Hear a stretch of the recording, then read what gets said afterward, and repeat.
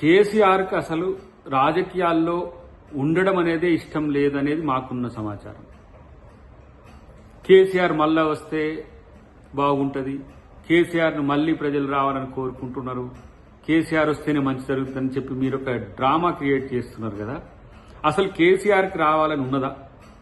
రావాలని ఉంటే 2 సంవత్సరాల నుంచి ఇంట్లోనే ఎందుకుంటాడు? మీ ఇద్దరి రాజకీయ స్వార్థం కోసం బావబామ్మార్దులు చేస్తున్న ప్రాపగండా తప్పితే దీంట్లో కొత్తగా ఏమున్నది? మీరు ఇండ్లు కట్టిస్తే మేము కూల్చినాము. కనీసం సిగ్గుండాలి చెప్పుకోవడానికి. హైదరాబాద్లో ఎన్ని ఇళ్ళు కట్టించిండ్రు మీరు? ఒకటే, గతంలో రేవంత్ రెడ్డి గారు చెప్పిందే, మీరు కట్టించిన ఊర్లలో మీరు ఓట్లు అడగండి. ఎన్ని కట్టించుంటారు జూబ్లీహిల్స్లో? మీరు అసలు ఎన్ని కట్టించిండ్రా జూబ్లీహిల్స్లో? ప్రతి నియోజకవర్గంలో కాంగ్రెస్ ఇందిరమ్మ ఇండ్లు ఉన్నాయి. కూల్చే సంస్కృతి మీది. ప్రజల భూముల్ని, ప్రజల ఆస్తుల్ని కొల్లగొట్టింది బీఆర్ఎస్ పార్టీ. ఇలా హైడ్రా పేరు మీద అవినీతి పరుల భూములు కూలుస్తుంటే మీ గుండెల్లో గుబేలవుతున్నాయి.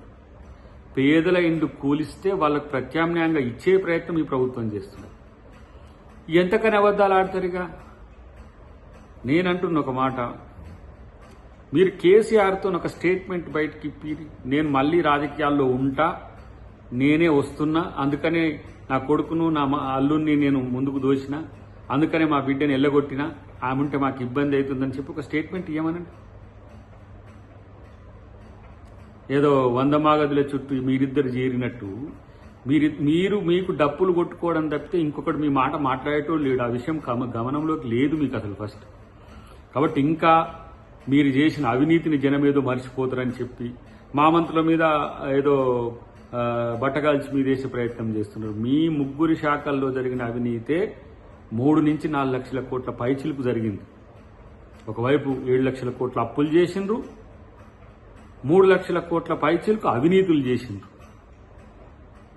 తెలంగాణను తెగనమ్మడానికి కుట్రలు చేసిండ్రు. అందుకనే ప్రజల్ని మిమ్మల్ని కూల్చిండ్రు. ఆ విషయం మీకు బోధపడనంత కాలం అది మీకు తెలిసింది. ఆల్రెడీ ఎమ్మెల్యే ఎలక్షన్స్లో మిమ్మల్ని మైనర్ పార్ట్నర్గా చేసి 39 సీట్లకు పడేసిండ్రు. తర్వాత జరిగిన ఎంపీ ఎలక్షన్స్లో మీకు 0 సీట్లు రావడమే కాకుండా ఎమ్మెల్యే ఎలక్షన్లో కంటోన్మెంట్ కూడా ఓడగొట్టినా కూడా ఈ కింద పడి కూడా పైకి లేచి పైన చేయి పెట్టి నేనే గెలిచినా అనే రకం. కాబట్టి మిమ్మల్ని ఎవరు కన్విన్స్ చేయలేరు.